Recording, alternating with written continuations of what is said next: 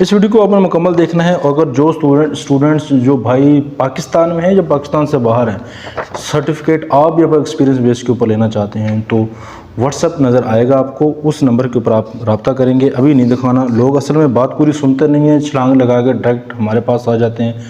तो वो थोड़ी सी आप वीडियो देख लें ताकि ये है क्या चीज़, ताकि ठीक हो गया। इसके बाद जहाँ पर चेयरमैन के सिग्नेचर भी है, गोल्डन स्टैंप है, SGSF, ये एक फाउंडेशन है जिसके अंडर जो सब कुछ आ रहा होता है। ये फाउंडेशन और भी बहुत सारे काम करती है, लेकिन इसका एक्सपीरियंस भी डिप्लोमा भी प्रोवाइड करती हैं। और इसके बाद ये सिग्नेचर है यहाँ पे हमारे, ये इंस्टीट्यूट के सिग्नेचर हैं। और इसके अलावा यहाँ पे आपको ये मिल जाएगा, आपको अल्लाह भला करे, आपका ये गोल्डन स्टैम्प मिल जाएगी CVPE, council of vocational professional education की। इसके बैक साइड पे चलते हैं। असल मज़ा जो है ना बैक साइड के ऊपर है। देखें, सबसे पहले तो ये काफ़ी सारे स्टैंपें नज़र आ रही है जो काउंसिल के कुछ अपने स्टैंपें हैं।